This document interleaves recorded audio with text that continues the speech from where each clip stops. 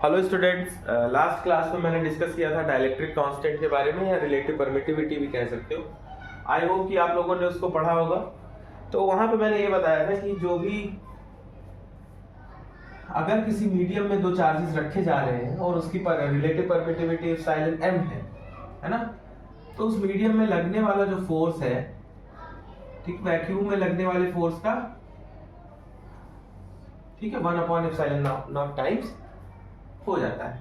ठीक है, ये मैंने लास्ट क्लास में बताया था। इसी कॉन्सेप्ट को यूज करते हुए एक बहुत इंपॉर्टेंट क्वेश्चन है, इसको हम लोग डिस्कस करेंगे।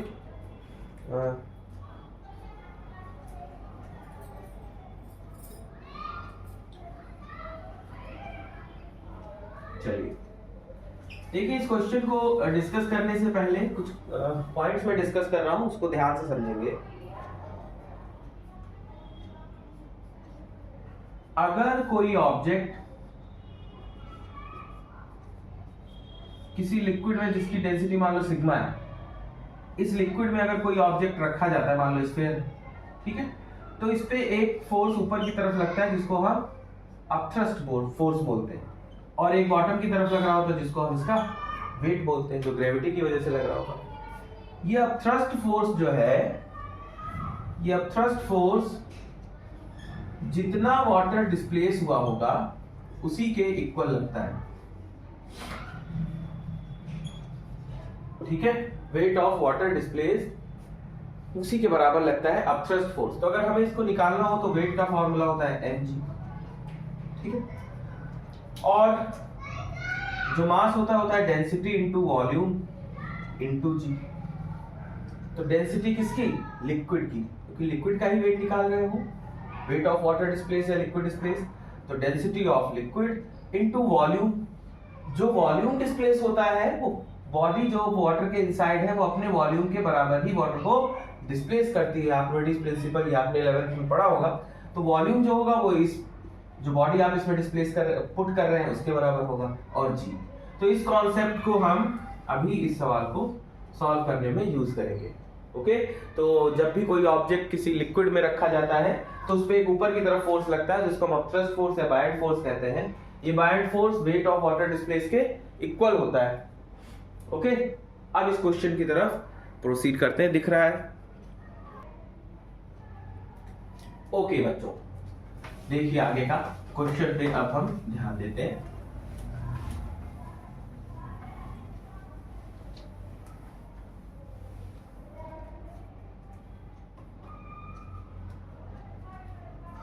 देखिए, two identically charged spheres are suspended by strings of equal length.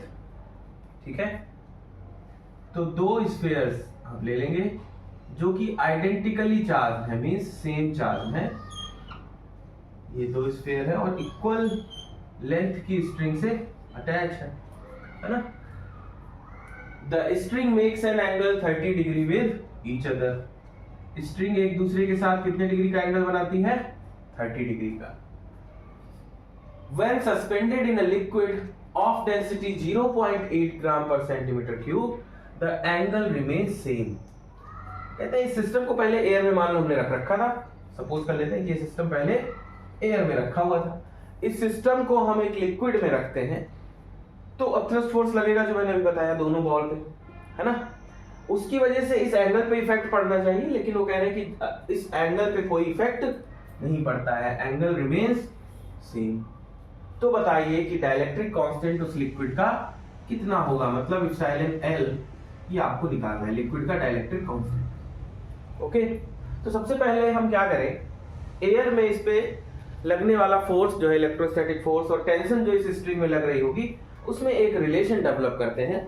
ठीक है, तो देखिए,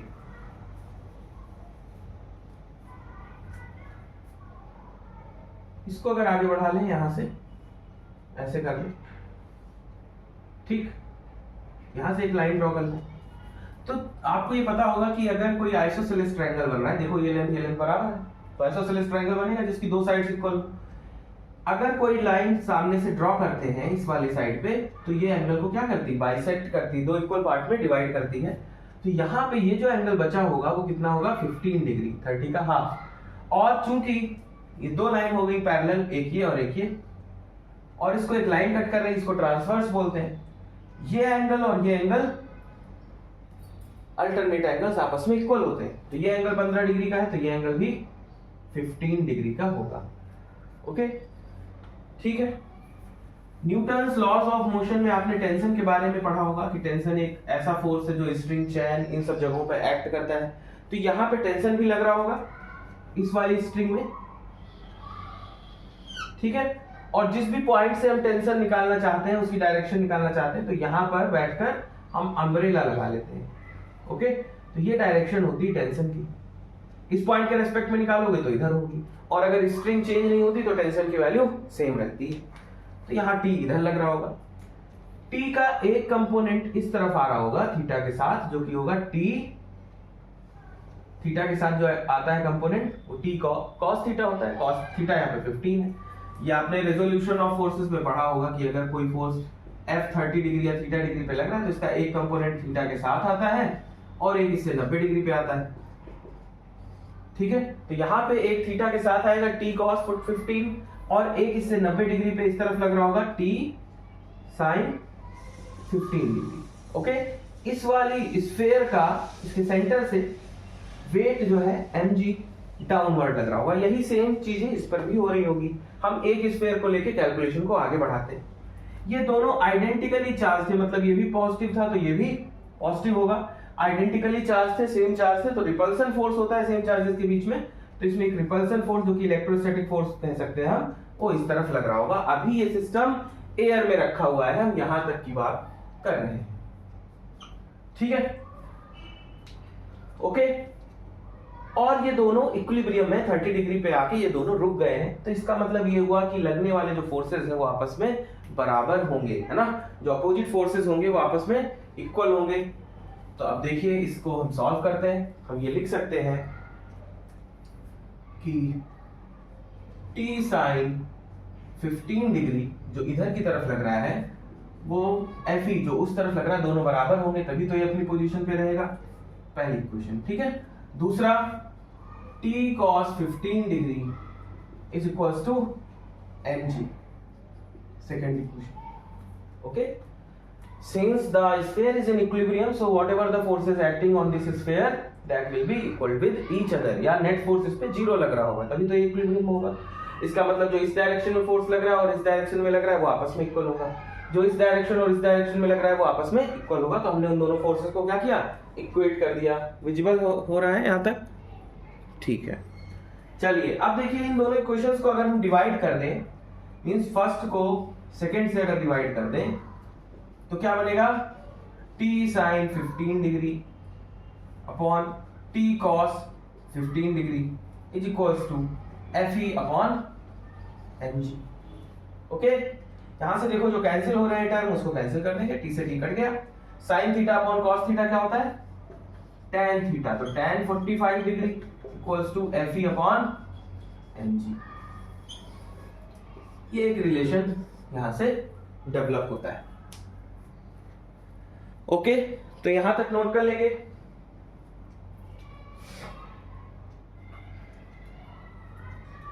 ठीक है, फर्स्ट कंडीशन जब एयर में पूरा सिस्टम रखा हुआ था तो ये इक्वेशन बनकर आई। ओके, नाउ द क्वेश्चन का आगे का पार्ट कहता है when suspended in a liquid of density 0.8। चलिए इसको नोट कर लिया होगा, यहां से हम ड्रॉ करते हैं।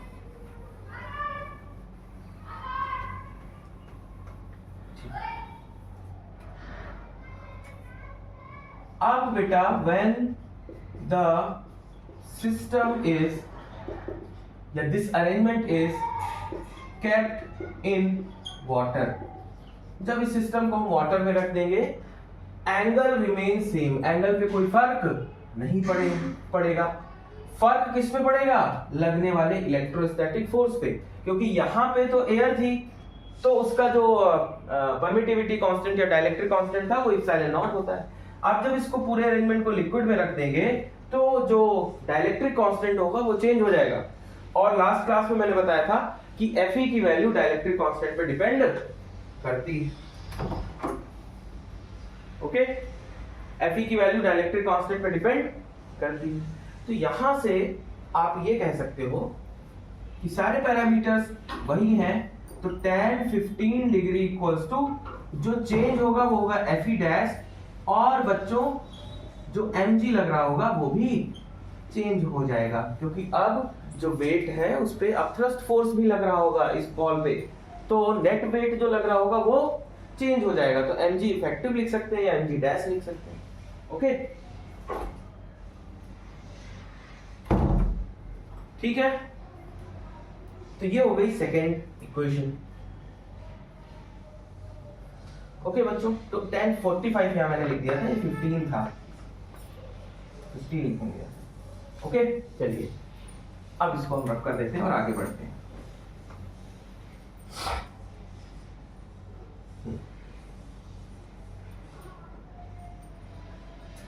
तो एक इक्वेशन जो हमें इक्वेशन 1 बनी थी वो थी tan 15 degree equals to Fe upon mg, जो इक्वेशन ए हमने अभी निकाली थी। और उसी इक्वेशन से क्योंकि सब कुछ चेंज नहीं हुआ, केवल ये फोर्स चेंज हुआ है, तो tan 15 degree equals to Fe dash upon mg effective. Okay, अब अगर हम दोनों इक्वेशंस को डिवाइड कर दें, डिवाइडिंग इक्वेशन a बाई b, तो डिवाइड कर दें tan 15 degree upon tan 15 degree equals to, यहां हो गया Fe अपॉन mg, है ना, और इनटू अपोजिट करके mg अपॉन Fe डैश लिख सकते हैं। ओके, ठीक है, तो ये तो हो गया कैंसिल, यहां हो गया 1। अब ये बात ध्यान रखेंगे कि यहाँ पे Fe डैश अपॉन mg जो है ये वाला, ये इफेक्टिव वाला था, तो इसको नहीं कैंसिल कर देंगे। ये जब हम वाटर में इस सिस्टम को पुट करेंगे तो लगने वाला नेट वेट पहले वाले वेट से कम होगा या ज्यादा होगा, जो कुछ भी होगा उतना नहीं होगा, इसलिए mg इफेक्टिव। क्लियर है? अब मैं इसको रख कर देता हूं, इसकी अब जरूरत नहीं पड़ेगी।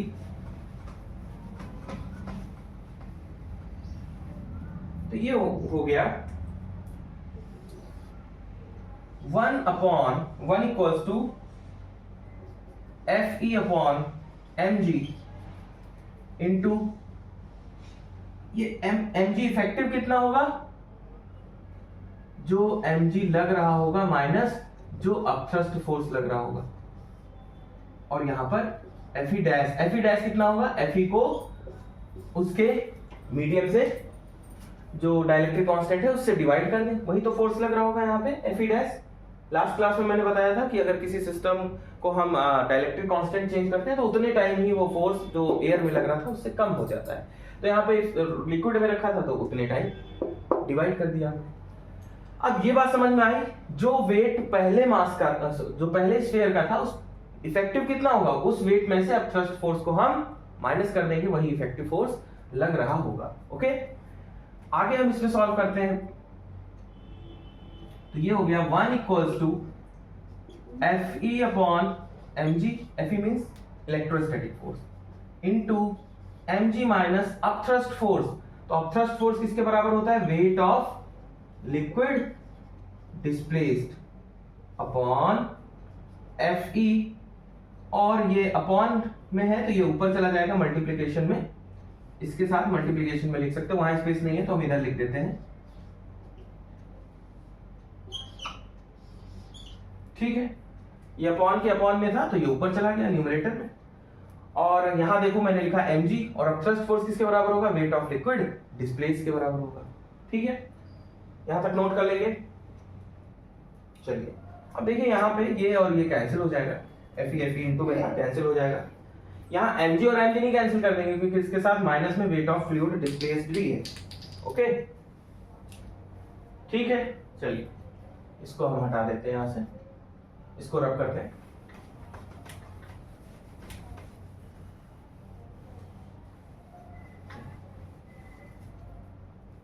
तो ये हो गया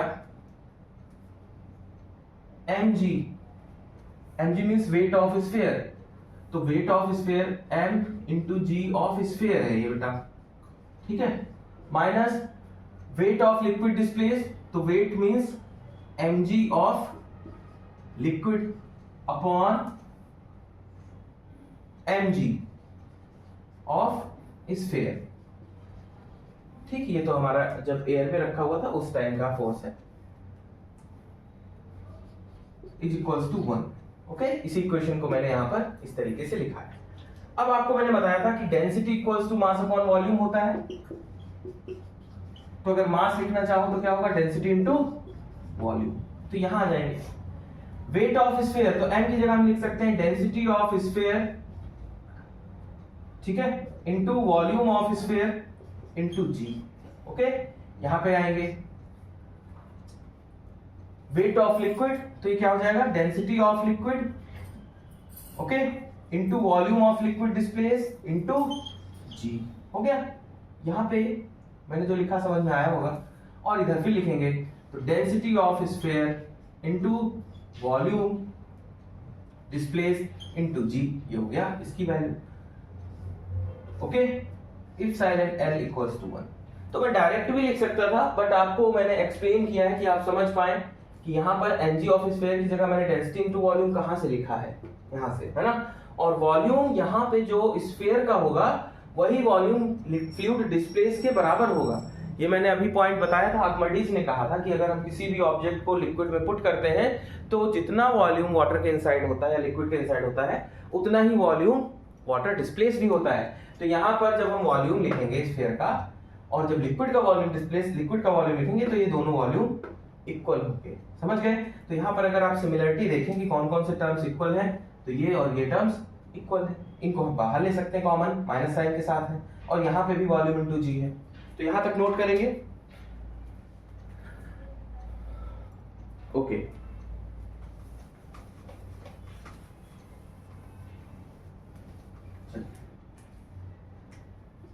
तो यहां से मैंने कॉमन ले लिया वॉल्यूम इनटू जी, तो ब्रैकेट में बचा density of sphere minus density of liquid, okay, upon यहां है density of sphere into volume into g, जो हमने यहां ले रखा है, into epsilon l is equals to 1। तो ये कैंसिल हो गया। ओके, अब आप जो गिवन वैल्यूज हैं लिख सकते हैं। आपको एप्सिलॉन एल निकालना था तो आप ऐसे भी लिख सकते हो, रो एस अपॉन, इसको उधर भेज दो, ये डिनोमिनेटर में इनटू में चला जाएगा, न्यूमरेटर में rho sphere minus rho l. Okay, अब आप देखो क्वेश्चन में दिया गया है कि density of liquid is 0.8 and density of sphere is 1.6। तो यहां लिखोगे 1.6 अपॉन 1.6 माइनस 0.8, तो ये हो गया 1.6 अपॉन 0.8, इसमें से माइनस करोगे, कैंसिल कर दोगे 2। तो जो फ्लूइड जिसमें वो रखा गया, जिससे उसके एंगल पे कोई इफेक्ट नहीं पड़ा, उसकी परमिटिविटी 2 के इक्वल होगी, ठीक है। और परमिटिविटी का जो वैल्यू है वो ये होगी, यूनिट आप जानते हो, लिख सकते हो। ओके, रिलेटिव परमिटिविटी की कोई यूनिट नहीं होती क्योंकि वो रेशियो होता है परमिटिविटीज का। जो एयर में परमिटिविटी होती है 8.85 इंटू 10⁻⁻12, उसकी यूनिट होती। ये तो रिलेटिव परमिटिविटी निकली विद रेस्पेक्ट टू एयर, तो वो आएगी 2, इसकी यूनिट लिखने की जरूरत नहीं है। तो बच्चों ये क्वेश्चन आपको समझ में आया होगा। यही पूछा गया था कि डाइलेक्ट्रिक कांस्टेंट ऑफ लिक्विड कितना होगा, तो वो 2 होगा। ओके, तो इसको हमने इस क्वेश्चन को सॉल्व करने के लिए सबसे पहले क्या किया, मैं फिर से एक बार ब्रीफ कर देता हूं, इसको नोट कर लेंगे आप लोग। चलिए देखिए, हम सबसे पहले क्या किया, मैंने सबसे पहले डायग्राम की हेल्प से हमने फोर्सेस को रिजॉल्व किया। पहले तो मैंने डायग्राम बनाया, ठीक है, ये यहाँ पर mg नीचे लग रहा था, t इस तरफ लग रहा था, t cos थीटा इधर था, sin थीटा इधर था, है ना, और ये इलेक्ट्रोस्टैटिक फोर्स जो कि दूसरे स्फीयर की वजह से था वो इधर था। चूंकि ये इक्विलिब्रियम में थे इसलिए लगने वाले फोर्सेस अपोजिट डायरेक्शन में इक्वल थे, हमने इक्वेट कर लिया, दोनों को डिवाइड करके एक रिलेशन बनाया कि tan 15 degree equals to f e upon mg, वो रिलेशन है, ठीक है। जब ये एयर में था, जब वाटर में जाएगा तो सिस्टम सेम रहेगा, उसने कहा कोई फर्क नहीं पड़ता, बस फर्क यहाँ किसमें पड़ेगा, fe डैश पे, और mg डैश हो जाएगा। यहाँ पे लगने वाला नेट वेट जो होगा वो अपथ्रस्ट फोर्स की वजह से कम हो जाएगा। बस इन दोनों को सब डिवाइड करके हमने एप्सिलॉन एल की वैल्यू निकाल ली। थोड़ा डिटेल में मैंने एक्सप्लेन किया कि आप समझ पाए कि कौन सा टर्म कहाँ पे कैसे आया है। ओके, तो आई होप कि ये क्वेश्चन आपको समझ में आया होगा। अगर कहीं डाउट है तो पूछते हैं, और अगर वीडियो अच्छा लगा हो तो प्लीज़ लाइक करिए, चैनल को सब्सक्राइब करिए। अगली क्लास में बच्चों इलेक्ट्रिक फील्ड टॉपिक डिस्कस करते हैं। थैंक यू बच्चों।